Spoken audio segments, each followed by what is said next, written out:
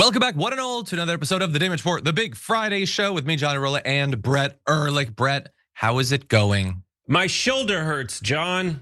This one. Like for any good No good reason. Is that the one that started? I have this one. Yeah. Oh, look at us. Look at us, we were wearing falling one of apart. those big T-shirts with two head holes, we could still be like, oh, we could point at the I thought it was going to be an "I'm with stupid" type thing. We should get those, but in golf polo, I think. But anyway, glad to have you here. Brett and I were chatting before the show, enough so that like as the animation started, I was like, wait, what's on the show today? Like I have no memory whatsoever. Now I have a vague memory. The country's falling apart. The world will fall soon after. But anyway, Brett, I'm glad to have you here. You're pulling double duty. I did not expect you to do today, so thank you for that.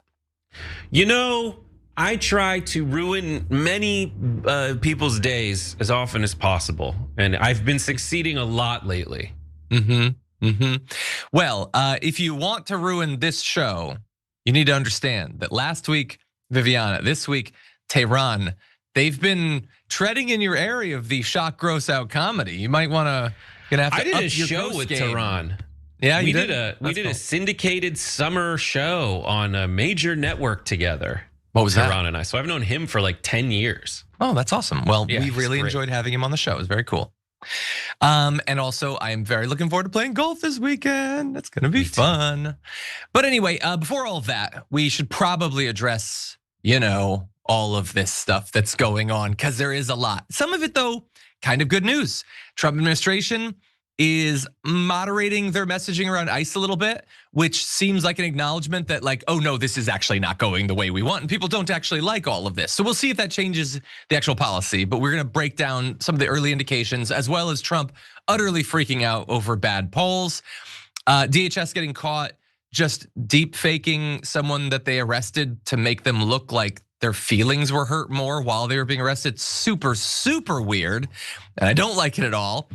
We've got Trump continuing to break down over the utter failure to launch of the Board of Peace. It is not going well for him, really at all, and a whole lot more besides. Obviously, in the aftermath, we're gonna be doing our Garbage People of the Week. Mine is kind of an update of last week's Garbage of the Week, which I had a lot of fun with. So we'll be talking about that. And, we'll be closing out the show. Matt Gaetz, the actual investigation, the congressional ethics investigation into the crimes that he allegedly potentially committed, details have been released. It looks terrible for him, so we're gonna be breaking that down. And I think, we also have members content that'll be going out today. That's gonna be about AOC teaming up with Paris Hilton and others to try to fight back a little bit against some of this insane AI non-consensual pornography that's going out there, including child sexual abuse material. So good to see that she's doing that. But with all that said, definitely hit the like button, share the stream, send us your comments, your tweets, your super chats. I, in fact, did not remember to give out a Blue Apron gift card yesterday, but today perhaps will be that day. And so make it easy for me by sending an awesome message. And with all that said, Brett Erlich, are you ready to do this thing? Whether I am or not, you've been more than fair. You thought about that for a little bit. I wanted to do it. Yeah. I wanted to think about it this time. Obviously, that's a reference to The Princess Bride. I was watching a video from a YouTube channel, I'm not familiar with it, just tells you like interesting facts you didn't know about classic movies. And I was really enjoying it. And then I began to suspect near the end, I think this is AI generated. I wasn't 100% sure, but it just had that feel in the words, and I was like, oh, it doesn't make me feel good. But anyway, great movie. So much Advil right now, I'm NSAID generated. Having a weird That's morning, the John. Chemical dip. Okay, I think we should probably jump into the news. Anti-inflammatory drug. Look, somewhere producer Mike is already losing his mind over this, so let's just jump into it. It's because of me, but let's jump into it.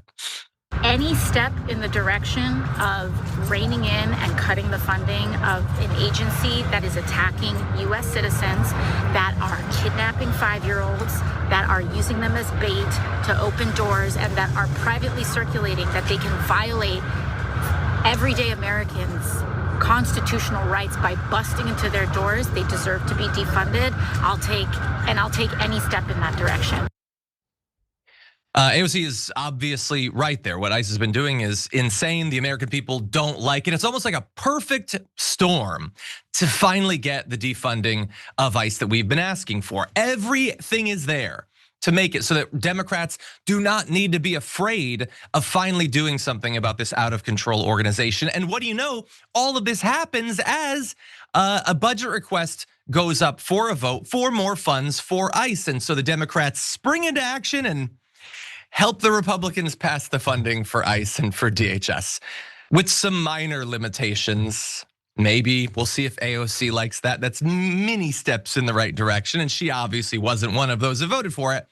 But 7 Democrats voted to give ICE $10 billion and Border Patrol $18.3 billion. Lots of billions going around. Remember, there's no money for Medicaid. There's no money for food stamps. There's no money for that Colorado pipeline. No money for any of that stuff. But ICE, Border Patrol, they're just gonna make it rain until the end of time or the end of our constitutional republic. Here are the Democrats, by the way, that crossed party lines to vote with the Republicans. Henry Cuellar, what do you know, Henry Cuellar? Don Davis, Laura Gillen, Jared Golden, Vicente Gonzalez, Mary Glusenkamp, Perez, Tom Suozzi, and one Republican, Thomas Massey, did not vote for it. So Thomas Massey getting more, he's working early on that Turk of the Year, I guess.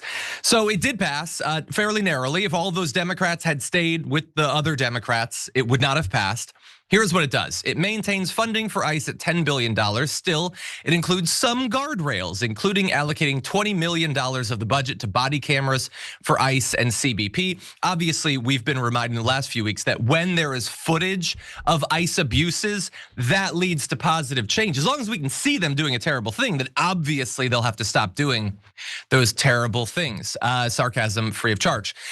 They're reducing $115 million from ICE enforcement and removal operations. 115 million out of the billions they're spending.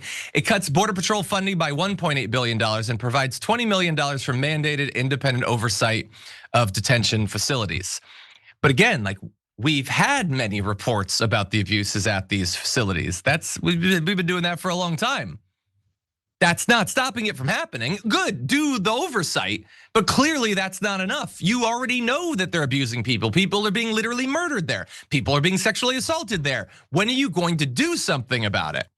And so Hakeem Jeffries, I don't know if I said it on the show, but yesterday I was like, oh good, he says we shouldn't fund ICE. Wow, Hakeem Jeffries, that's good. Unfortunately, he didn't actually whip his caucus to not vote for it. And look, we can't say for sure whether that would have had an effect, but he could have actually led.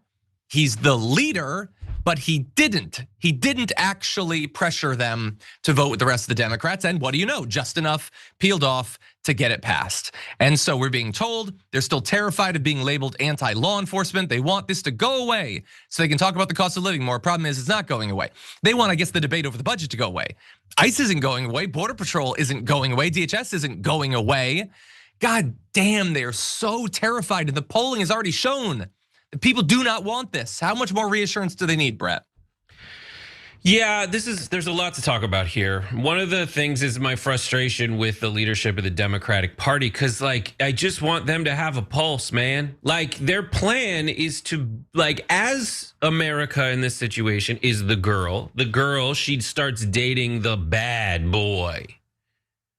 And this guy that is the Democratic leadership is just sitting there knowing it's not gonna work out with the bad boy. And she may well die in a motorcycle accident. But the Democratic leadership is like, if she doesn't die in a motorcycle accident and only he dies in a motorcycle accident, well then she'll have no choice but to date me. But the problem is, and I say this with all respect for America and its institutions, she doesn't find you attractive. I've been watching Singles Inferno on Netflix, and some guys have it, and some guys are just too polite and nice and vanilla, and they really need to be like the guy who ended up being the co-host of that show, get a tattoo or something. And they don't do that. It's very frustrating, John. Yeah, no, it is very frustrating. Again, like they really just think they can just keep their heads down and that'll be it. And maybe the polling's going really against the Democrats. Maybe that will be just enough for them to get a narrow majority. But if they were bold, they could get far more than a narrow majority. Actually running on something, actually doing something with these positions. But unfortunately, they're not. Yeah, they could just talk very loudly and very forcefully about the videos in everyone's feed. Exactly. We've seen it. The evidence is there. No, Hakeem Jeffries is like, nah, rather than like be a strong, moral human being, I'm going to pick up a baseball bat and take a photo where I look like a dork. Exactly. You just need to do a little. Do a little. Let's move into some of what ICE and the DHS are going to be doing with all of this unlimited funding. Oh, they're going to have a little bit of fun with it. The White House just posted this image of a protester from Minnesota, Nikema Levy. You can see right here being escorted, labeled a far left agitator. It's the White House just declaring a person who was doing a protest to protect people in her environment as a far left agitator. And she's crying there as she's being dragged away, except no, she didn't. She did not cry while she was being arrested. I guess her arrest wasn't exciting enough, dramatic enough, not good enough fasturbation material for the online far right. So they got jazzed it up a little bit. They just deep faked it. They took the actual image, which we weren't supposed to see. The issue is that Kristi Noem apparently like didn't see the memo or whatever, because she posted the actual image right here. And she's pretending that like the protest was to stop people from exercising their religious rights or whatever. Get the hell out of here. But anyway, yeah, no, Nikema Levy's just walking, it's being led away. She does not look humiliated. She doesn't look ridiculous. Our goddamn government looks ridiculous in the real image, but that's not good enough. Oh, we got this protester. We really want to get our base jazzed up. And it's not just a protester. It's a black woman. Oh my God, our base is gonna love this. What if she was crying? Oh, wouldn't that be great? We made a black woman cry. Oh, it's our dream. And so they just deep faked it, and the official White House account put it out. Now, they then claimed when people asked them about like, hey, why are you faking? Why are you doing deep fakes of a person who's just been arrested? Which, by the way, that could potentially come up during the trial. In terms of the motivations of the White House and everything when they're doing that, I would have it be a part of my trial. We'll see. They said enforcement of the law will continue. The memes will continue. So first of all, their sad devotion to memes is just so pathetic, but also it's not a meme. It's not a meme that you put out. You just accompanied an announcement of an arrest by the official White House account with an image that you wanted everyone to believe was real. It's not a meme at all. It's an AI generated bit of disinformation. That's actually what it is. It's pathetic of you to hide behind the idea that it's a meme, but it can get more pathetic, don't worry. Abigail Jackson, DHS spokeswoman or whatever, sent this out. Excuse me, is that digitally altered? With an actual meme. But like, I get that like the entire point of this is just, we know that like the people that like us on Twitter are like the lowest of the low. They're pond scum. So they just want to see us be dicks or whatever. That's all they want. So I'm just gonna do that. This doesn't have to mean anything, but like the way you're acting is if like you got the libs. The libs were like trying to fact check something, but they were wrong, but they weren't wrong. You did it. They actually factored. That's pathetic. I don't know. Abigail Jackson, I don't know a lot about her. I imagine if you'd asked her when she was younger, what do you want your life to be? It would probably not have been posting stuff like that to defend deep fakes designed to sow partisan and racial, strife here in America. But that's just, again, this is the sort of thing, like both the actions that they're doing and then the way they're communicating about it is deeply radicalizing, okay? And it should be. You should be furious about what they're doing. You should be furious about the way that they're deceiving people about it. What you choose to do with that radicalization is obviously going to be up to you. But they are causing it, and they're doing it because their base is already utterly insane. And for some reason, Abigail Jackson knows, and she's not wrong to believe, her base probably will like that utterly pathetic thing that she put out there. But what do you make of it? The first reaction is where they're like, the memes will continue, and they're not sharing a meme. That's so exactly why this group of people in charge of the government right now is so good at Facebook, because they don't really understand the internet and it's ruining them. It's like saying, go see a Star Wars. It's like, that's not really how you say that. That's not it. Like, that's frustrating. Also, the reason that they changed the photo of her is because they're so angry and triggered that they didn't make her cry. Yeah. That she's a strong person going and carrying out a protest. She gets arrested because she knows that's what happens to activists. If they stand their ground, they get handcuffed and let out, and then they go to the jail for a second, and then they're released. Yeah. After having brought attention to this issue. And also what's so ironic to me and hilarious is like, what was Trump's main like catchphrase in when he was attacking the part of the establishment known as the media? It's fake news. He kept saying, oh, this is fake news, fake news. But he changed the definition of fake news to something else. It's just news he hates.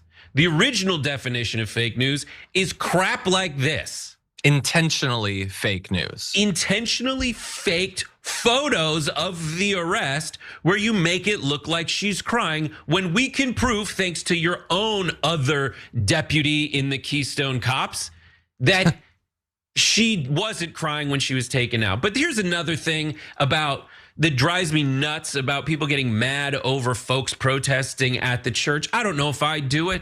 I'm scared, but they always are talking about like, this is a sacred place where we worship Jesus in the scripture. I will turn scripture against you.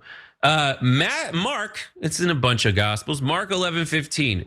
Jesus went into the temple and began to cast out those who sold and bought in the temple and overthrew the tables of the money changers. Pause right there. There is no greater money changer than this. Trump family makes $1.4 billion off of crypto in 2025, offsetting losses elsewhere. He has a cult of which he is the savior, and it is a false god. To go deeper into the beta version, the original analog testament, the idol that they worship, the golden idol, is Trump. Yeah. But then he said this, according to the 21st Century King James Bible, Mark 11:17-18, and he taught them, saying, "My house shall be called for all nations the house of prayer. But ye have made it a den of thieves, and the scribes and chief priests," you can put it back up, the scribes and chief priests heard it and sought how they might destroy him, for they feared him, because all the people were astonished at his doctrine. They want to destroy the people who are showing up at the church to say, hey, it seems to me that this person who purports to support the scriptures of he who is I am, son of man, whatever, those folks are going out and essentially part of the same organization, organizing for the same organization that is using a 5-year-old child as bait. Yeah. It's insane to me. I'm sorry that a half Hebrew, half Protestant Catholic school kid has to bring this to your attention.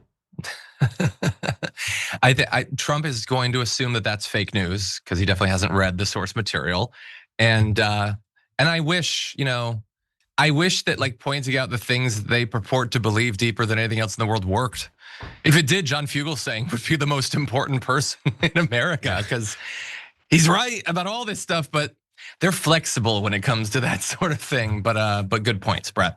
Now that said, I did indicate in the initial tease of the show that they seem to get that people are not liking what ICE is doing. Let's turn now to that, starting with this. They're going to make mistakes sometimes. ICE is going to be too rough with somebody, or they're dealing with rough people. They're going to make a mistake. Sometimes it can happen. We feel terribly. So that is Donald Trump admitting a mistake, kind of. I mean, he's not admitting a mistake that he has made. Like, hey, maybe we shouldn't have sent ICE to these places. Maybe we didn't need to send 3,000 people into Minneapolis. Obviously, he is never, ever going to admit that a mistake that he made. But even admitting that ICE can make mistakes, I think, is progress. Not towards personal growth, not towards a better, more mature Donald Trump. Forget about that. But it is progress towards at least us knowing that our hatred of ICE, of what they're doing, is sort of filtering through. They seem to be getting that the polls have turned against them, that this might be a thing that hurts them when they least need to be hurt, like in the midterms. And so he's sort of admitting that they are making mistakes. He's obviously still lying at the same time, saying they're dealing with the worst of the worst. The 5-year-old kid is not the worst of the worst. Renee Nicole Good is not the worst of the worst. They're brutalizing totally regular people, beating up teenagers outside of Walmarts and Targets and stuff like that. Try to brutalize and harass priests and journalists and everything. There's no worst the worst in any of this, but it is still progress. And let's turn out JD Vance. He's been carrying water for all of this. He never has a word of opposition to anything Donald Trump is doing to say. But let's turn out of this. President Trump this week said that ICE has made some mistakes. I'm curious what steps the administration is taking to rectify those. And do you think your presence in Minneapolis today will calm the tensions there? Well, certainly one of my goals is to calm the tensions, to talk to people, to try to understand what we can do better.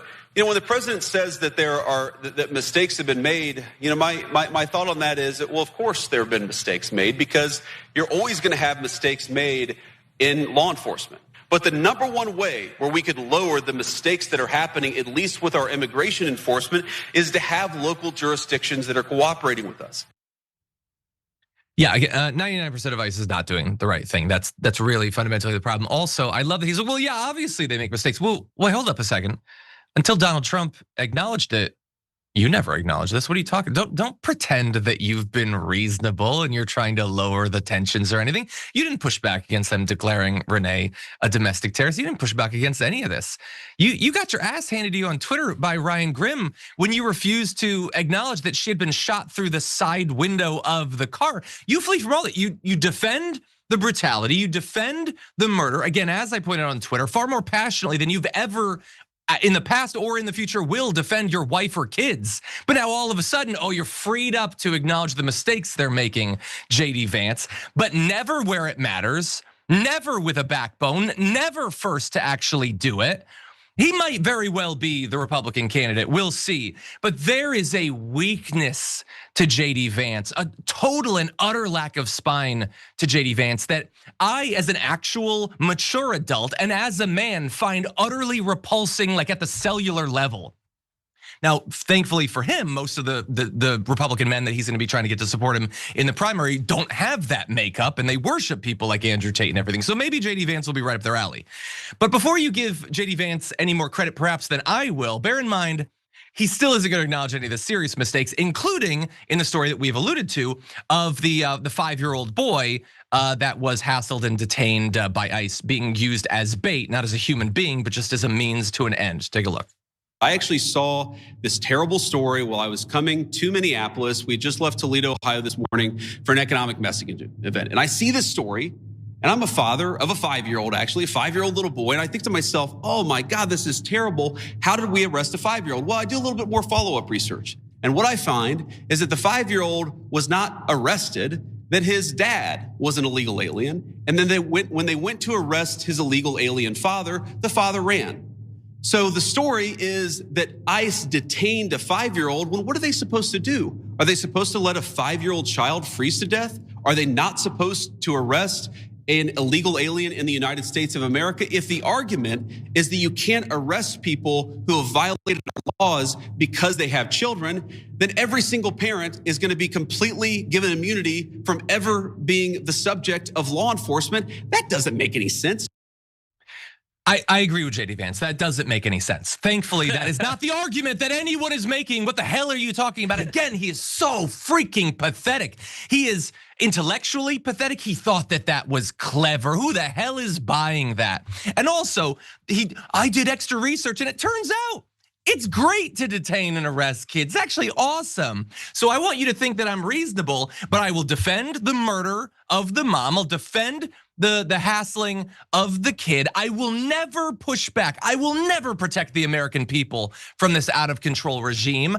I am just following orders. That's all I will ever do. I'm JD Vance. Please vote for me in 2028. All right, what do you think?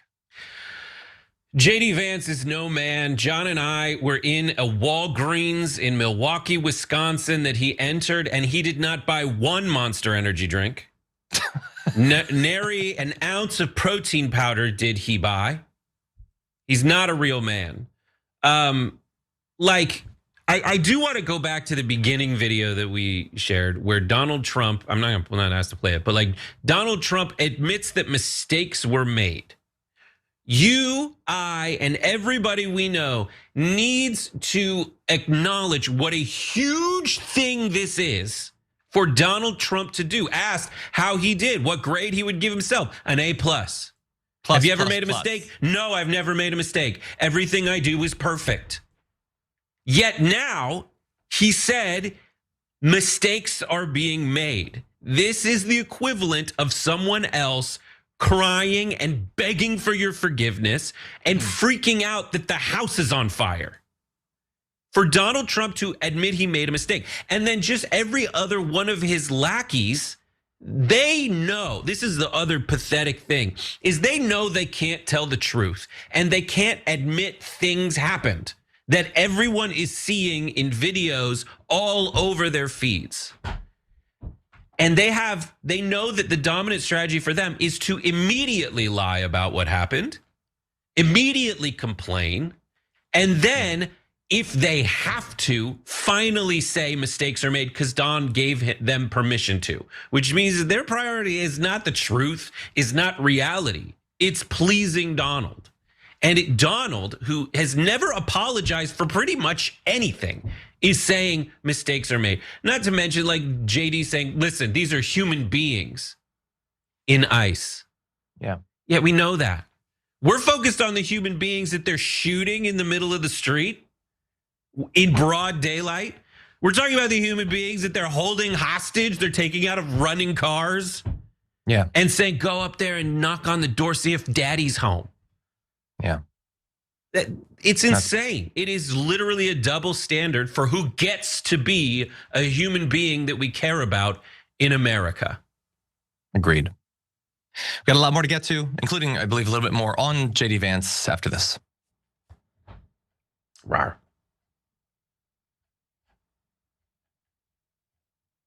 We didn't have time to get to it, but like, and there's just so many things about what he said that are so utterly disingenuous. There were other family members. Just give the kid to the other family member. Yeah. I mean, if it's just about making it so that he doesn't freeze to death, then you could do that. That seems like a better solution than arresting him. But he has nothing inside of him. He is, I think, honestly, I've always used like Ted Cruz as like my slimy politician stand-in. Ted Cruz has things he actually believes. Like that dude actually wants to ban porn for other people, like weirdly. Like there are things, he really doesn't want to be caught in a winter storm. He has things that are consistent over time. JD Vance has nothing, less than Ron DeSantis. I didn't hear anything after you said JD Vance has nothing inside of him. I kind of came alive when you said porn. I think the main problem, if I were to sum it up based on what people on the right wing say about incels, is that like not enough people have stuff inside of them right now. That's like their takeaway. There you go. JD Vance has nothing. As Asimov's prophet in the members' comment says, the Dems are letting their daughter America go on a date with a guy who has a van with a mattress in it. She's going to get effed. Jesus, what's it? I mean, it could still in that case be consensual potentially. Cabbage says, Minnesota's on general strike today. No one can handle a horde of people relying on themselves to get crap done. Scoobster says black women make them cry and weep and snivel and cower. Give someone, not me, a Blue Apron gift card. I'm going to try to remember that. Thank you for the recommendation. That's kind. So the general strike and rally is hundreds of businesses are supposed to be closed right now. Community members are asking for no work, no school, no shopping.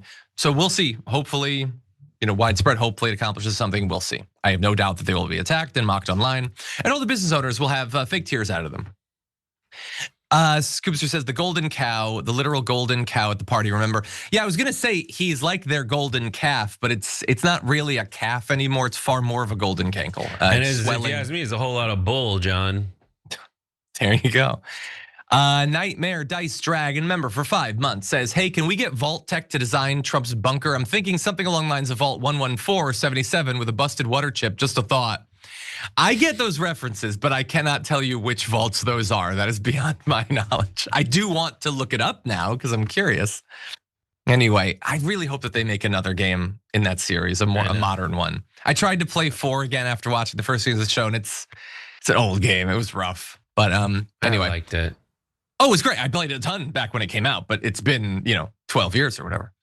Neil Whittington, member for 5 months, says, actually been watching TYT since 2016, but senators visited Greenland to deliver the message that they will have theirs and NATO's back over Trump's BS. That's good. That's good. Glad to hear that. Greenland stuff. She's Unity in Defiance says in a super chat, William Kelly arrested alongside Nikema, the activist they were talking about, whose picture was altered. They expected to get arrested. She's a lawyer. He has an active GoFundMe for legal. Well, I think Brett might have said that. They were definitely expecting to get arrested. Again, this is an example of them being willing to put their bodies on the line for something they care about, something that these Republicans and independent right-wing media are physically incapable of understanding because they don't really care about anything other than enriching the people who gave them their careers. Sassy Snicks, 54 months on Twitch, thank you. Natalie, 46 months, thank you so much. Lots more messages to get to, and we will, but first, more news.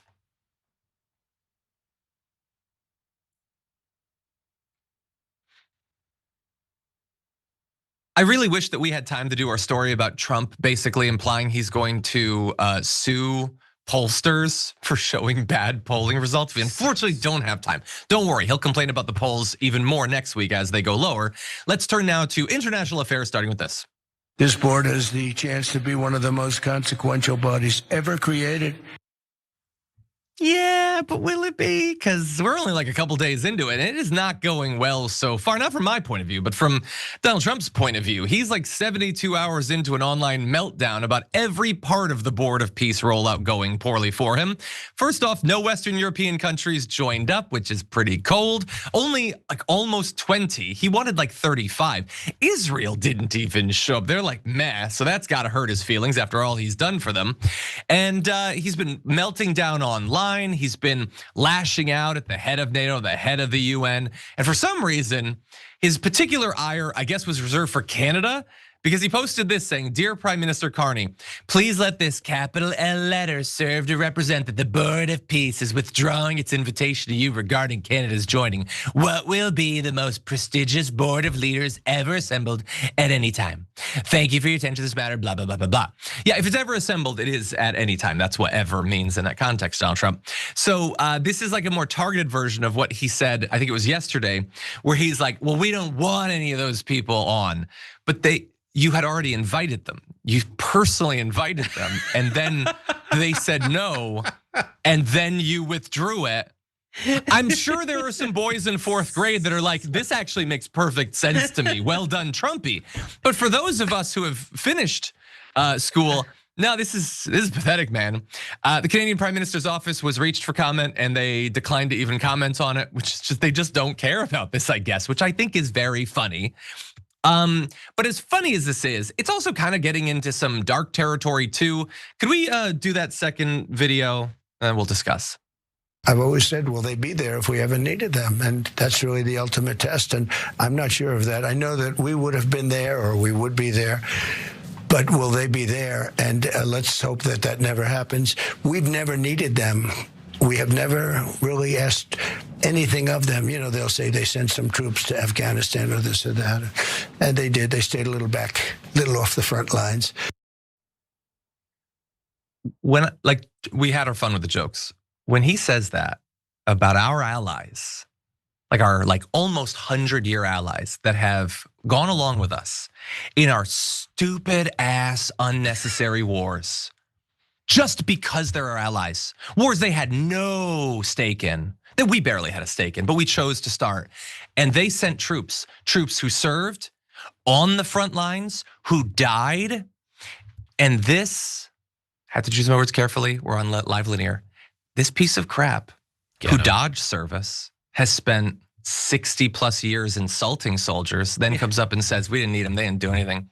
Whatever, you know, in Afghanistan, the UK lost almost 500 soldiers. Canada lost 159. France lost 90. Germany 62. Italy 53. Poland 44. Denmark, who he has been trying to steal the territory of, like some goddamn pathetic pirate, a rat in the shadows. They lost 43. That's just in Afghanistan. Obviously Iraq as well. And he comes up and says, well, I don't actually think that we need it. They weren't even close to the, he was in New York City. He was dancing, okay? He was drinking champagne while Vietnam was going on. And this pathetic excuse for a half man is gonna insult the hundreds and hundreds and hundreds of foreign soldiers who gave their lives for our dumbass wars. Again, we're not gonna have a 25th Amendment, but I think this would be a perfectly reasonable time. And any soldier, any Republican in the House, in the Senate who served, you're just gonna sit there as that guy who's never served anyone other than his own interests, insults the very basic concept of it. Some of these people fought alongside people who are in elected office right now, and they're just gonna sit there quiet as the very concept of service gets denigrated yet again by this pathetic little ball of ooze. Brett, what do you think? None of the reasons anyone would like America have anything to do with anything Donald Trump has ever done or stands for. Right? Like they think we're cool because we have like good movies and music. Bezos paid 35 million extra dollars to market a Melania like documentary. Like that isn't gonna do well. There's reports of that, like it's underperforming based on how much they spent on it. Like that we stepped in and helped win World War II to help turn the tide, at least in the Pacific. Like Donald Trump doesn't affiliate himself with any of that. But like the vulture capitalism and what's the other one? Like work hard, you'll be able to support your family because you work hard every day. No, you inherited $400 million. You don't even get to say that. Like nothing on the world stage that would make people like us and want to go to bat for us has anything to do with Donald Trump. Like, I hope that all he's trying to do is just negotiate better deals. But the problem is so much of what makes America what it is on the world stage really does have to do with whether people like us and can depend on us. And the only person who is wildly disrupting and ruining this sense of collaborativeness, cooperation, and allyship is Donald Trump, with every gross word that manages to sneak past an ort of Big Mac on the way out of his mouth. I wasn't expecting the or. Yeah, no, I'm just, I'll just end by saying John, I'm on sick so much ibuprofen right now. I am, you can get it during the break. I'm sick of being utterly ashamed of our leadership, of our government, and of our country under him. And the idea that he thinks we're getting respect around the globe. We are getting at best disdain. That's the best that we could hope for at this point. Anyway, let's turn now to the other one. We'll try to lighten things up a little bit. I can't tell if JD Vance is as stupid as he plays in his speeches or if he's actively trying to make the Democrats' case sometimes. Here's a great example of what I'm talking about. The Democrats talk a lot about the affordability crisis in the United States of America. And yes, there is an affordability crisis, one created by Joe Biden's policies. You don't turn the Titanic around overnight. It takes time to fix what was broken. And as many of you saw, because this tweet did very well, as Jordan pointed out on Twitter, yes, the Titanic, a ship that famously turned around eventually. What are you talking about? You're declaring it the Titanic. If we follow your metaphor, which is generally why people who are doing a rhetorical thing use metaphors, it's going down. That's what happens in your metaphor. The ship goes down. And so, yeah, we have an affordability crisis. And like he wants you to just be like, well, just let's take your time, give us a little bit of runway or whatever. Then why did it get worse last year? This is not like, oh, it's getting better, but not fast enough. Like Joe Biden during the pandemic or whatever. He comes in, things are still really bad. They start to improve, but it takes a while. That's not what's happening. It's getting worse. And again, as I always point out, it's not getting worse because like, Italian supply chains or something. It's getting worse in no small part thanks to Donald Trump's tariffs, which he keeps increasing. He was threatening to do it just this week. This is not a thing of we need to just like hang in there. You need to stop hurting us. You need to stop effing over the economy. And I love this for JD Vance, by the way, because that dude he doesn't give a damn about anything that's happening right now. He only wants to be president in 2028. Nobody knows why. Like he has no values. He has no, what do you want the power for? But whatever, he wants it. And he is going to be saddled with this goddamn economy, which he is going to have spent 4 years defending and 4 years lying about and gaslighting people, spitting in the face of his own potential voters. That's JD Vance, because he doesn't have the single testicle necessary to actually put one, or to use Brett's term, of distance between himself and Donald Trump on anything, let alone the economy, because it would hurt Donald Trump's fees. So he is attaching that anchor to him, to continue the metaphor, and he's gonna go, in the words of Harry Enton, down, down, down to the Titanic. And I love that for him. And by the way, if we could jump ahead just a little bit, focus group of 9 young men who supported Trump in 2024. This is done by Longwell Partners and shared by Politico. They showed tepid enthusiasm about the vice president, suggested he's too bridled by the baggage of Trump's second term. You know who they do like, apparently? Ron DeSantis, Marco Rubio, Vivek Ramaswamy, Tom Cotton, and maybe James Fishback. I guess they found his one fan. You know what that paragraph means? Anyone else. The other Republicans whose names they know, that's who they like more than JD Vance, because JD Vance is going to be taken down on the economy, on the Epstein files, on the chaos internationally, on ICE. Vivek Ramaswamy doesn't have to apologize for any of this stuff. Ron DeSantis can be like, hey, I was doing my own thing. But JD Vance is gonna be weighed so far down, and I love it. Brett, what do you think? Yeah, James Fishback is the guy who wants to ban to like taxed OnlyFans models 50%. Yes. Exactly. Cool, like platform there, guys. Yeah, can we believe JD Vance when he says anything that he actually believes it to his core? Well, I mean, he did call Trump a Nazi. And he was very passionate about that. And he said it over and over again in multiple places. He made those kinds of reference to Donald Trump, said bad things in a lot of places about Donald Trump. But as soon as he saw an avenue, Pennsylvania Avenue in his sights, he went for it. And he got rid of everything. And so did everybody else on that damn list that you gave. Marco Rubio, Vivek Ramaswamy, maybe not Vivek, he just kind of materialized. But Ron DeSantis, like, come on, guys. We know that they are only saying what they feel they need to say in order to curry favor with Trump.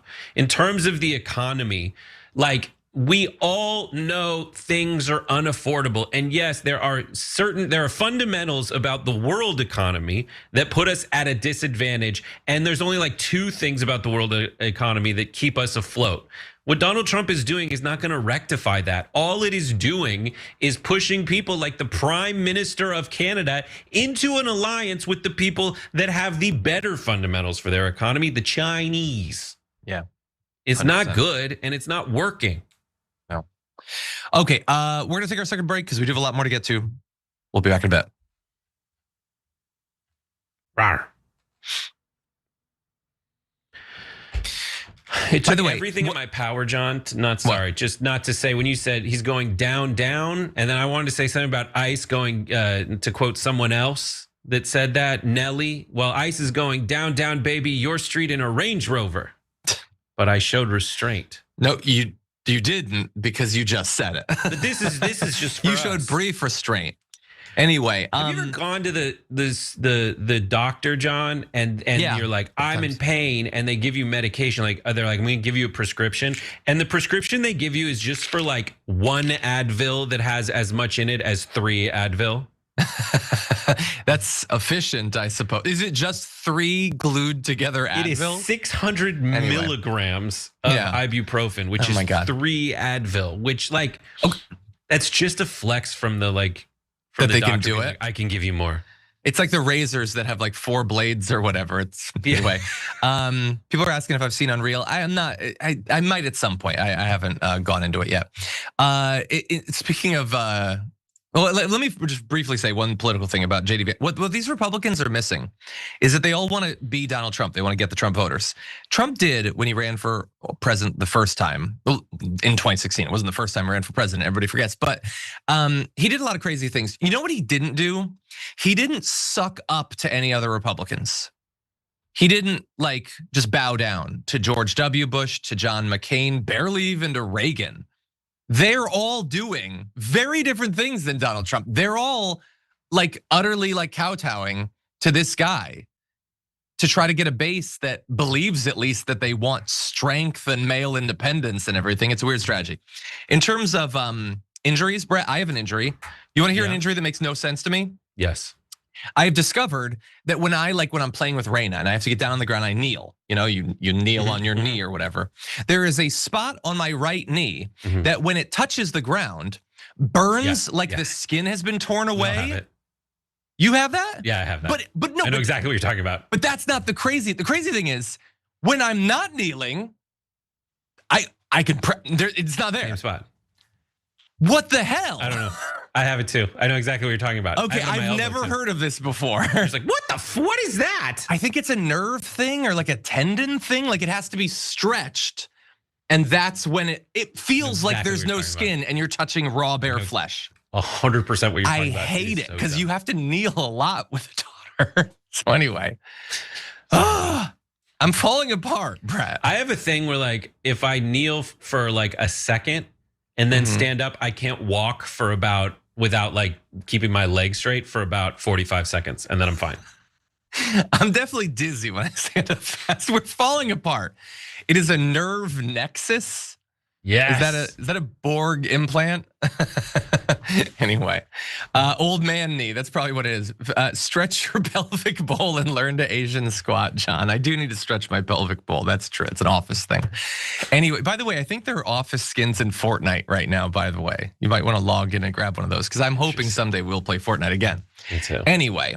With that said, Sage and Candle says in a super chat, renewed license. DMV changed my name to my birth certificate because I didn't have adoption papers. After 54 years, my identity destroyed. Dear God. Sorry about that. Let's see. I read that one. For some reason, they're coming back after I deleted them, so I'm a little bit confused. Really chill guy's been here for 66 months and just posts a one-word message. Brett, can you guess what the word is? Golf. It was golf indeed, because he's going to be playing with us this weekend. I can't wait. Rawr. More news to come to close out this first hour, but first let me remind you of a partnership that TYT is doing with Noble Mobile, the only wireless plan that pays you to use your phone less. On their Noble plan, you get unlimited data for just $50 a month, and starting today, you can get $40 off your first month and try Noble for just $10. Plus, the unused data that you don't use gets you cash back, and you can find out more information by either scanning that QR code or going to tyt.com/switch. And with that, let's make fun of Dan Bongino. The real Dan Bongino's back, and I understand in that position you have to be the deputy FBI director, but you're not that person anymore, are you? No, I mean, listen, when I made this comment on your show, and again, the morons in the media were apparently unaware that I was paid for a political commentary show. This was news to them, Sean. They were like, oh my gosh, Dan Bongino was paid as a political. And me and you were laughing about this the next day. We're like, this is how stupid this was a big scandal in the media. Okay, so we'll get to how he's pretending that that's what people were mocking him for in a bit. First though, was he like rolled in olive oil before they started that segment? What is going on? He is a sweaty mess. If you want to project calm and like dominance or whatever, you shouldn't be like dripping butter all over. What is going on with Dan Bongino? How hot is his studio? Or is that like the new thing now that they've conquered the war on protein? It's just you like drip canola oil all over to soak into your pores or something. That man needs to see a doctor's stat. But anyway, we'll make fun of him together, Brett. First, here's a little bit more of Sweaty D. It's not about you. It's not about you. I didn't get elected president. Donald Trump did. And I am there to serve the administration and the taxpayers. End of story. I'm not there to give my opinions on them. I don't know why this was hard for, again, these full diaper media morons to understand. When you're paid to do a job for the taxpayer, you serve the taxpayer. When you're paid to do a political commentary show, you offer political commentary.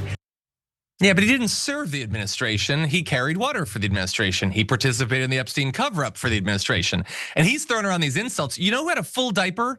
Dan Bongino, when he read the Epstein files. I think he was very concerned about what he saw there. The diaper was full. He was sweating full pace. And so, Brett, people mocked him, not because he got paid when he's a commentator, but because he said things like, we're gonna take down the elites and the pedophiles.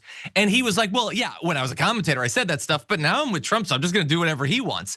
It was pathetic, and it's like the cheap distraction there. No, who's buying that? This guy he's, I think, very concerned about whether the audience is gonna stick with him, but what do you think? Yeah, like he basically admitted that he would rather be all talk.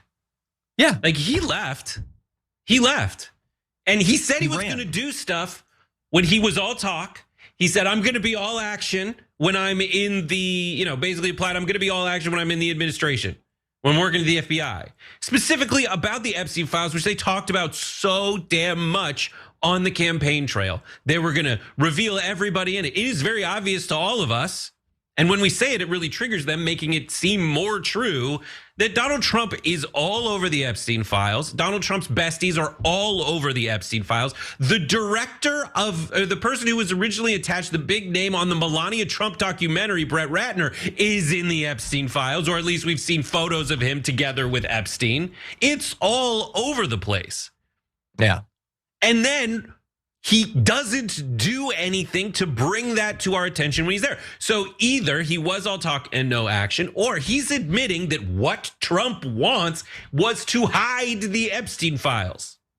Which is what Trump wants. Doing that for Trump at his behest and at the behest of, against all odds, the person in charge of the FBI, Kash Patel, another podcaster. Exactly. Yeah. And by the way, I'll close by saying this. So he would have you believe, like, there's podcast Bongino, who he can say stuff like that. He's all talk or whatever. He wouldn't put it that way, but that's what he is. And then there's him in government, where he's just serving the powerful, basically. But that's not actually what's going on, because he was all talk on taking down Epstein, and then he went to the government and he participated in the cover-up, and now he's going back. He ain't switching back to let's take down the pedophiles. He's gonna be on a podcast protecting the pedophiles. Now, he's not being paid by the government anymore, but he's gonna be doing unpaid pedophile protection work for the government. He is not gonna be calling to release the Epstein files now that he's a free man anymore. He's gonna be doing the same protecting Epstein and his associates work that he was doing for the FBI, except now he doesn't have to go in and share a bathroom with Kash Patel. That's the only thing that's actually changed. Now, that said, we do have to get to one more story. Let's jump into some potential good news. It's Trump without Trump. You won't have to listen to his voice or see his face. This quote is unedited and 100% accurate. Wow, what a view. This is the door to the ballroom. It's an unusual time to look, but I figured we might as well do it. If the fake news would like to go back and take a look, you can, but you'll see a very big foundation that's moving. We're ahead of schedule in the ballroom and under budget. I think that just helps to put into context how utterly wild it was that he stopped a meeting where he was just being praised anyway to then go and praise a building that doesn't exist yet. We live in weird times. But here's the thing that maybe makes it a little bit better.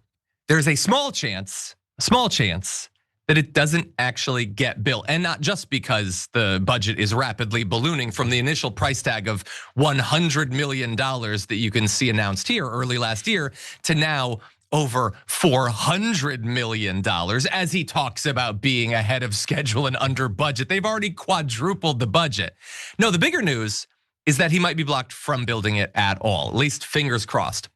Because a federal judge just yesterday questioned whether the Trump administration is legally allowed to build the ballroom, asking DOJ lawyers to cite a law that gives him the power to do so. This is Judge Richard Leon, an appointee of George W. Bush, so obviously a commie, says, where do you see the authority for the president to tear down the East Wing and build something in its place?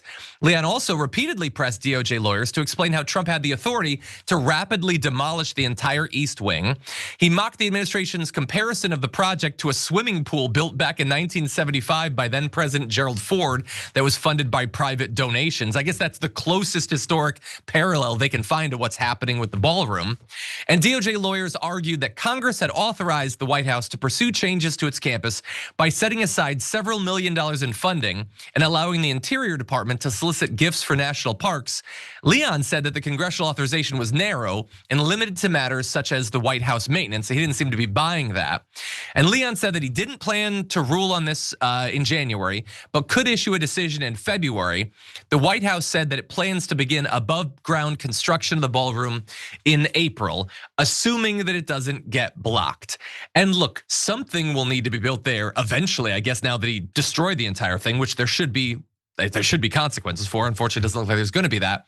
But at the very least, if he does, like, I'm not saying they'll block it forever, but if they block it for an extra 6 months, an extra year, there's a very real chance that Donald Trump never steps foot in that room. And that is, and you call me petty if you want, that is the thing I want most in this world, is for him to never, ever get to go in that stupid ass ballroom. Brett, what do you think? It's just insane. Like, what a vanity project, right? Like, and for it not to work out, this is the thing he's supposed to be good at, is real estate development and building things. He's supposed to know the ins and outs. He's supposed to make it happen, Captain, but he can't. But that's not the most ridiculous thing about it. The most ridiculous thing about it in that video is, what's his name? JD Vance's face. When you see it, like, look at, this is the face that he makes. Oh God, so good story. Look out the window.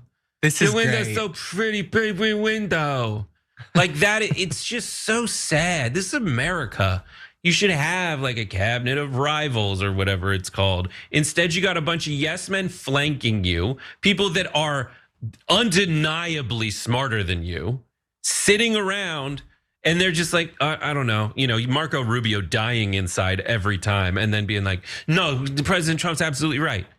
Yeah. Like, because they it's have depressing. To. I hope he never sets foot in that ballroom. I hope it never gets built. Yeah. We'll see. We'll see. The only thing I want to amend to what you said is he is surrounded by people who are smarter than him. Not that smart, but smarter than him. Right. Is how I would put it. In any event, that's gonna have to be it for the first hour of the show. But coming up in the aftermath, we've got garbage people. I love my garbage person. I'm so excited to talk about it. It's the best laugh that I had in some time. And we'll also be talking about Matt Gaetz and the new revelations from the investigation into his ethics violations. It is damning stuff. All that and more coming up after this.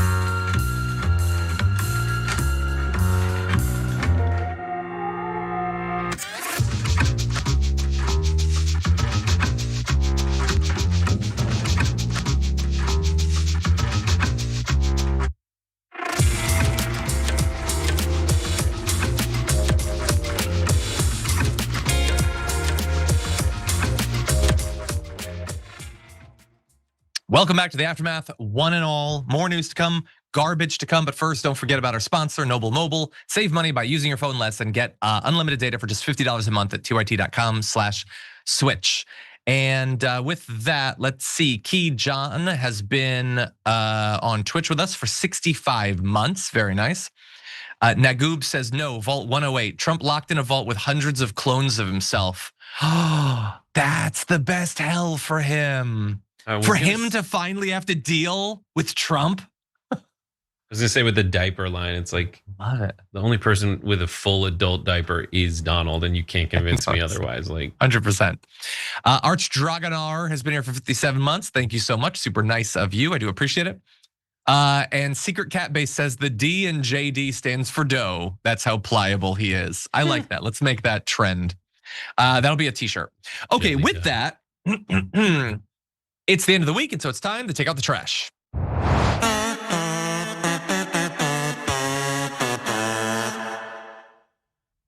Brett, who is your garbage person of the week? My garbage person of the week is Kash Patel, who was the subject of an amazing article in New York Times Magazine. But my favorite thing people focus on was this headline that you can find in the Daily Beast: Top secret soccer. FBI agents spill on Keystone Cash's crazy diva demands. A senior executive said Patel would prefer, and there I'll get into that kind of stuff. What they did is they talked to I forget how many it was. It was 45 current and former employees on the changes that they say are undermining the agency and keep making America less safe. That is the article you can find on New York Times Magazine, A Year Inside Kash Patel's FBI. Some things, this is a quote from a senior executive. Every May, there's a Five Eyes conference with the head of every intelligence agency. This year, it was in the UK. Kash Patel is going. In the lead up to that, his detail starts making crazy requests. He's got special requirements on everything, and the Brits are getting pissed. He doesn't like meetings in office settings, they continue. What he wants is social events. He wants premier soccer games. He wants to go jet skiing. He'd like a helicopter tour. Everyone who heard about this was like, hold on, is he really gonna ask the MI5 director to go jet skiing instead of meetings? All right, and then his staff only cared about three things: what his meals were, when his workouts would be, and what his entertainment would be. The biggest plan is how he's gonna get his girlfriend in there so she can go to Windsor Castle. For those of you not familiar, he has a girlfriend who's a country singer they've accused him of being a honeypot because she's so much hotter than he is. When his assistant, who is coordinating all of this, is not getting the food or the workout she wants, she'll just start screaming at people, make it happen. It's the head of the FBI saying, I want to go water skiing with James Bond. And he also wanted this is a fun little story. There's no graphics for it, but there's a picture taken with him and the other four eyes. The Five Eyes are like the top spies, essentially, or like the top investigative units, including MI5, in various current and former Commonwealth countries, like spy agencies or investigative agencies. And the thing is, they haven't told anyone. They took a picture of them all that Britain sent to each one of them as a keepsake, and was like, we haven't disclosed who the heads of these agencies are. So if you share this photo, it could jeopardize the security of multiple nations and entire intelligence apparatuses. And Kash is like, but I want to post it on my Twitter. And so they say in the article that they're in negotiations over whether to out top FBI equivalent members of different intelligence apparatuses. Yeah. And then just one little thing, a field officer that goes by Field Office Leader 1 said of their first call they had, he had no agenda, no organized thoughts, no strategy or leadership philosophy or priorities to share. I specifically remember him saying at one point, and this will get under John's skin, I don't read. He explained he didn't read the briefing materials. There is an amazing bit by Zach Galifianakis called The Pretentious Illiterate. And just pretend that these are not sunglasses. They're like reading glasses. And he just goes, it's like I told you. I don't read. I've seen that. It's really good. Anyways, John, can you believe this? Yeah, suggestively. No, wasn't Michael Scott once asked about something? He said, "Read it. I own it, but I have not read it." It's none of them want the job they have. None of them. All of them just want power, and they have no idea why. For no good, well, other than I guess to go jet skiing and everything. You'd think it would be easier for a guy like this to keep his eyes on the prize, at least one of his eyes on the prize. The other can be wandering off to do other stuff. No, it's just, they just want to have fun. Honestly, I'm starting to think maybe like he's worse than Kristi Noem in terms of this just being a bucket list thing. He wants to put on cool outfits and do fun stuff. The only thing I disagree with you on is I know that a lot of people have made those claims about his girlfriend, and I've read pretty much everything I can find about it, and I've come to the conclusion, albeit reluctantly, I think she's just a weirdly hot young Mossad agent who's genuinely attracted to him. I don't think there's anything untoward happening, and I think people should back off and let young love fly free. That's their anyway, brand. Is the worst. Their brand is turbo douche, and like that. I don't want that to be America's brand. We should be like Indiana Jones. Like, I have adventures protecting very important things so they don't fall into the hands of Nazis. Yeah, or like if you, okay, so he looks up to James Bond. That's fine. I like James Bond too. James Bond does all those things while doing the job. Right. He actually does the job, and he actually reads the briefing materials. He's not Sterling Archer. He actually reads it. Cash is just like, oh, I think it's just about playing poker or whatever. There was a point to the poker, you jackass. Watch the movie again. Anyway, good garbage person. Speaking of movies, by the way, my garbage person is once again right-wingers 24/7 whining about pop culture. Here is the first. Is John Del Arroz, a sci-fi author who, by the way, you can Google other interesting stuff in his past. So the Masters of the Universe trailer came out, and he took issue with the screenshot on the left. You can see there where it's the guy who plays He-Man, and it says he/him. He says, now they're making a Masters of the Universe and giving He-Man pronouns. These people won't stop until they ruin everything. And there's a lot that I like about this. The main one, though, is this tweet from Cal that says they're giving He-Man pronouns. I laughed so many times this morning when I saw that. When somebody quote retweets you with they're giving He-Man pronouns, you have to no longer be on the internet. You have to run away in shame. Now, he's not going to, but he should. If he had a backbone, if he had an ounce of, I don't know, some sort of traditional masculinity, he'd be too embarrassed to ever come. But they're giving He-Man pronouns, which is just so good. You can also point out that John Del Arroz in his tweet used 3 pronouns of his own. Again, they're really getting into everything, aren't they? And then I looked to see how he was responding to the many replies he got to this because he was being dragged on the internet. And I took this one screenshot to show that in one continuous span, this is not edited, he basically said the exact same thing about, oh, they're gonna have a strong woman who's showing him how to do things and it's a diverse crew. His life is that he just keeps sending the same whining message about the fact that there's gonna be a strong woman. Oh, I don't wanna see a woman in my movie. Over and over and over and over again. And I just think that is so utterly pathetic. And by the way, if you had watched the trailer to Masters of the Universe, it is obvious that that is a joke about him being He-Man. Or at the very least, if there is anything serious to the beginning of the movie, having him working in HR with a he/him thing, it's playing to the people who think men have been emasculated, and later in the movie, he's gonna get a big sword, he's gonna have a tiger, he's gonna be the strong man. It's not teaching people that like we should all have pronouns and that's not at all what it's saying. These people aren't just whining and pathetic. They are so deeply illiterate of art They have no ability to understand what's going on in the books they read, the movies and shows they watch, even the trailers they watch. They cannot tell what any of it is. They just want to whine. And I want to briefly mention a couple of other things, but Brett, first jump in on that. I just like, there's an amazing, like similar to an Onion article that I read somewhere where they were like, Ben Shapiro releases his review of Wonder Woman or Wonder Girl, Supergirl like 6 months early.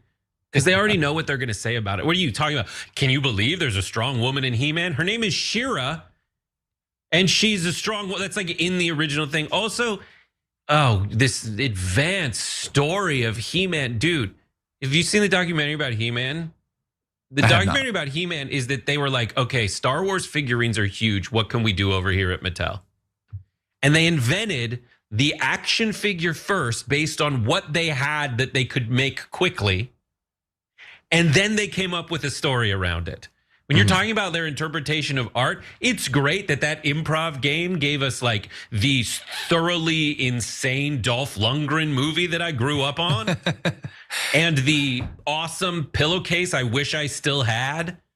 But like, get over yourself. And also these guys always try to create like new studios that are gonna cater to like non-woke content, and it always sucks. Because they don't understand that these movies have to have a heart. And people have to be pulling for folks because they're developed characters with weaknesses.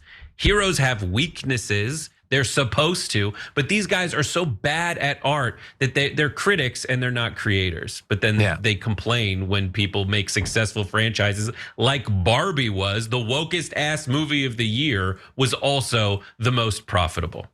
Yeah, great point. And by the way, on Reddit, I get constant ads for Daily Wire TV shows and stuff like that. They can't make the art good, but man, they have unlimited money to try to ram it down your throat. Anyway, in terms of like, I never really watched He-Man growing up. I think I had a couple of the toys. By the way, I love that like the damn feminists snuck a she in She-Ra. They can't just let her be a woman. They have to put it in her face. Anyway, so I watched the trailer with no real like dog in the fight or whatever, and it looks good. And I'm gonna probably go see it. I mean, it definitely looks like kind of a ripoff of Guardians of the Galaxy and Thor put together into one movie, but you know what? I like Guardians of the Galaxy and I like Thor. So there are worse strategies you can pursue.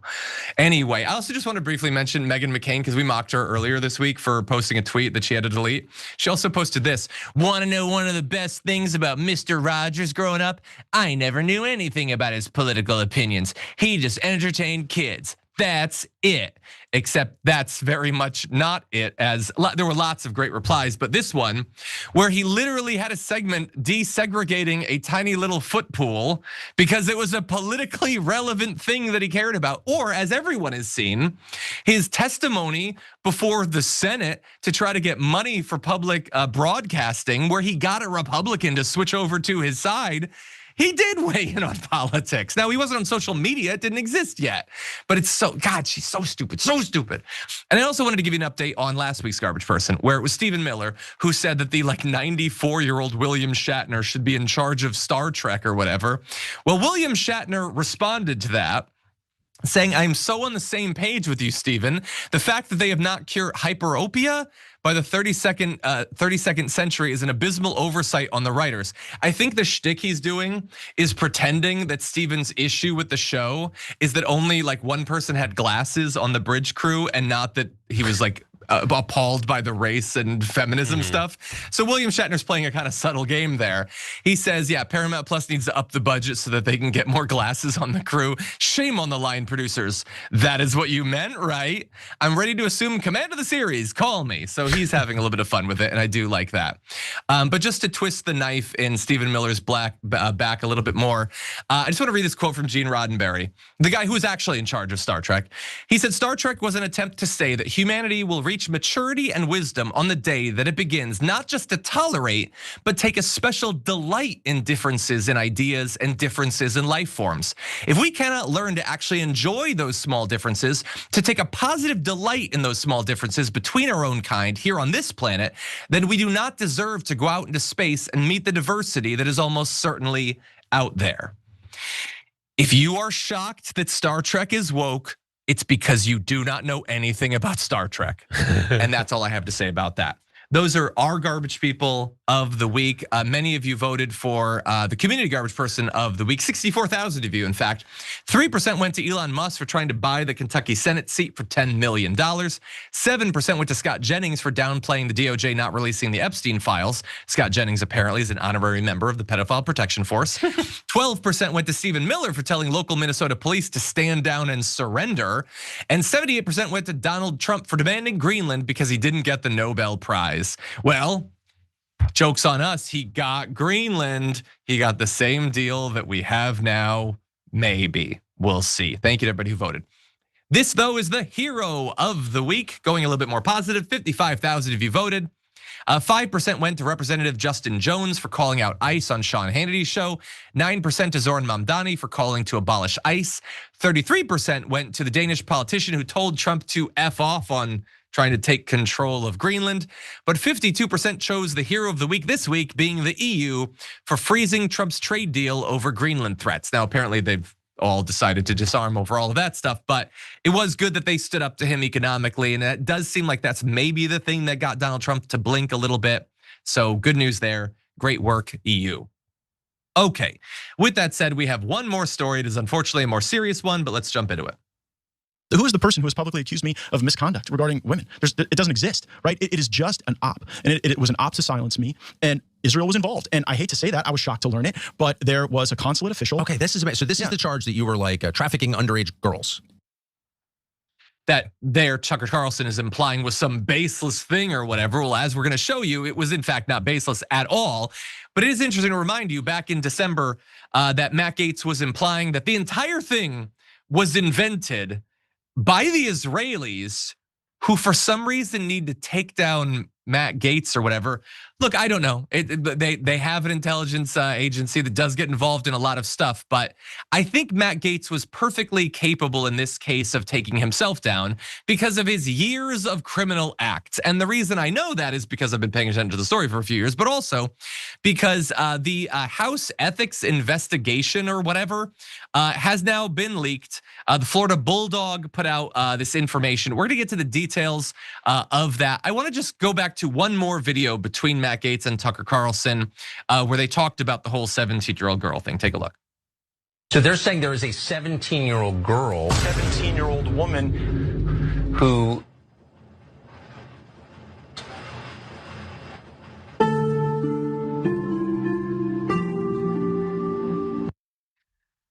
It's just fun. Anyway, again, because Tucker Carlson, I guess, he had been kind of critical back in the day. I remember him like mocking Matt Gaetz a little bit, but now on the outside again, suddenly it's just, it's no big deal. Whatever, you can do whatever you want.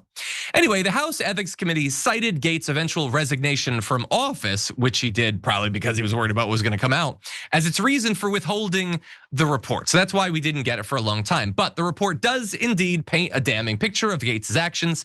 For instance, it found that Gaetz regularly paid for sex between 2017 and 2020, and that he engaged in sexual activity with a 17-year-old girl, Matt Gaetz, both of which are claims that Gaetz initially denied. They found that he did in fact do those things. Maybe Israel wanted you to know that he did the things, but they didn't make it up, it actually happened. And the report also found that he misrepresented his relationship with someone to the Department of State to help them obtain a passport. So that gets into the whole trafficking area. Supposedly, Section 1542 of Title 18 prescribes both false statements made to obtain a passport and use of any passport so obtained as a crime. So it feels like this is something that should be looked into. What's the statute of limitations on that thing? This isn't just frowned upon. He committed crimes in his pursuit of all these things. And why is this important? Well, he's still around. He could pop up again. He's got a show on TV. He's definitely going to try to get back into politics. And I will remind everyone, Donald Trump tried to make this guy his attorney general. The chief law enforcement officer for our entire country is a guy who's engaging in solicitation, trafficking, sex with underage girls, all of that stuff. Brett, what do you make of it? The use of Matt Gaetz is just the 4 issues that he overlaps with populists on. Like there's I forget what the HBO documentary or Showtime documentary was, but it was like him and Ro Khanna, and just like the look on Ro Khanna's face is he's like, I have to deal with this guy's insanity and vanity, but I'm just trying to get money out of politics. Like that was it. But I'd say the person probably most responsible for Matt Gaetz's demise is very likely Matt Gaetz. It's very hard to defend yourself against these kinds of charges when like that is the overall vibe of your face and body. Like, poof me up that hair. My eyes and my nose are like in the middle of a vortex that are just trying to seem the most arch. They look like Beetlejuice had a little bit of fun with his features. You know, he'll pull something out or push something in. Oh yeah, it looks like all his facial features are vying for the same singular point on his cranium. But like, Matt Gaetz, dude, like I like that you like to party, man. Good for you. There's tons of ways to party. Like, have you seen a 17-year-old? The older I get, they look like children because they are. I'm glad that that's the direction that sentence went in. Children for a second. Yeah. Like, come on, guy. And and like, don't we have like, I haven't checked on it in a while because thankfully I haven't had to think of Matt Gaetz in a while. But like, weren't there like Venmo receipts that were like, here's for the little girls? Yeah, it's for like education order. By the way, I've always said this. I probably don't need to say it again. By the way, I don't think that some of this stuff, the stuff involving women over 18, I don't believe that we should be criminalizing sex work or whatever. The issue is, it was a crime when he did it. He tried to be the AG, and he's wildly hypocritical on these topics. That's the issue. And so, he is right on a couple of different issues. Some stuff with money and politics, some stuff I think with like marijuana legalization, maybe something with guns. I don't remember. He's got a couple of things, but he's also got the rest of all of the things. So just bear that in mind. Anyway, that is unfortunately all the time we have for the full show today. But we are going to be recording our members' content as we always do for our YouTube members. Today we're going to be talking about Paris Hilton teaming up with AOC, Anna Paulina Luna, and Nancy Mace. Nobody expected that to be your super team, to come up with a new bill to go after deepfake porn, which is an admirable issue. And so we're gonna be breaking that down for our members. For now though, Brett, thank you as always. Are you gonna be on the second hour today? No. You're not doing the second hour, okay, I wasn't sure. Well, thank you for joining us. It is always a pleasure. And I appreciate it. Thank you. And I will be leading the first hour of the Young Turks later on today with Cenk Uygur, so definitely tune in for that. For now though, stay safe out there, stay sane out there. We'll see you soon.